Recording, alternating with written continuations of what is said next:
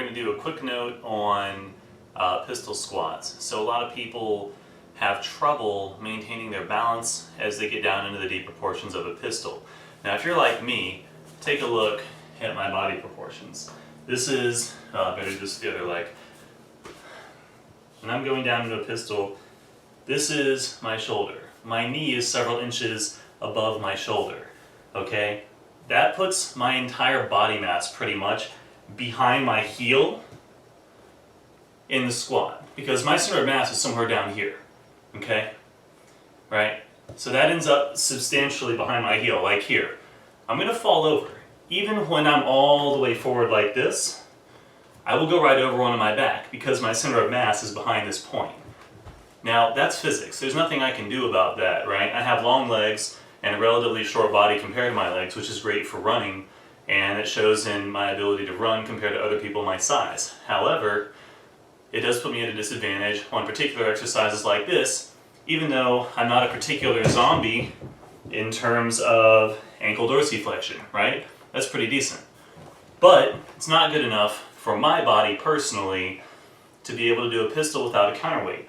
So you grab, for me, I'm just using a 20-pound dumbbell, right? Select Tech, what up? It's a good product, for me anyways. You know, you can't drop them and bang them around because they're plastic and they'll break on you. But if you don't treat them like a block of iron, you're fine, right? And if you're in a regular home, you shouldn't be throwing your weights anyways because it'll tear up your floors. So, you know, you start off, I'm going to get out of frame for a second so you can kind of see this. And we're also going to make some notes about back shape here, but your lower back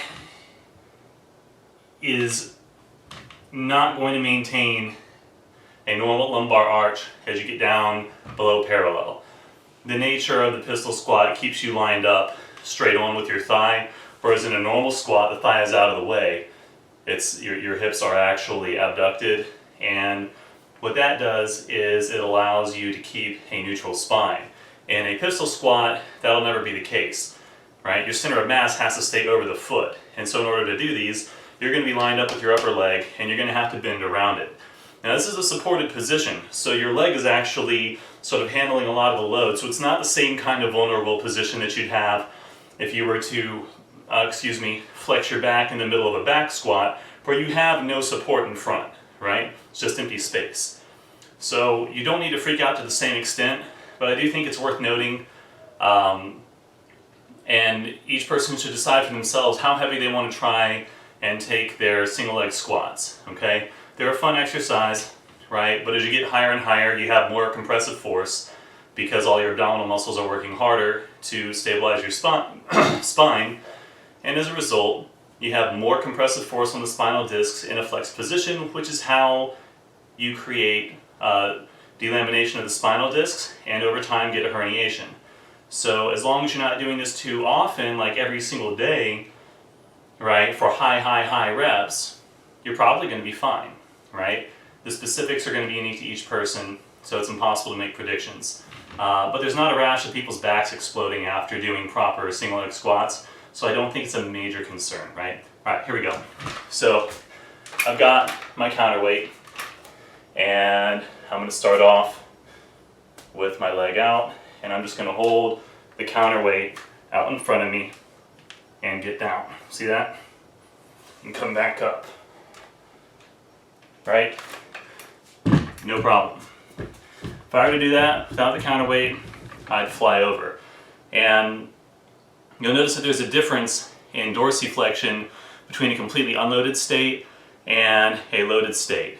And in the loaded state, I can't get as far, and part of that's because I don't practice it very much. Over time, I would end up being quite a bit better at it, right? Because I have been in the past. I still go over backwards, so I'll always use a counterweight. The added benefit is, guess what? I'm lifting 20 extra pounds, dude. So I'm stronger than a guy who is doing an unweighted single leg squat with the exact same body weight, right? But different body proportions that allow them to do the same thing. But conversely, they can display a skill on flat ground that I would need a slightly inclined surface in order to duplicate. Different body structures, slightly different performances, right? Those are minutiae that don't really matter. What matters is figuring out a way that allows you to safely do an exercise so that you can do what you want and get strong without hurting yourself. Alright, that's all we're going to talk about in this video. Peace out.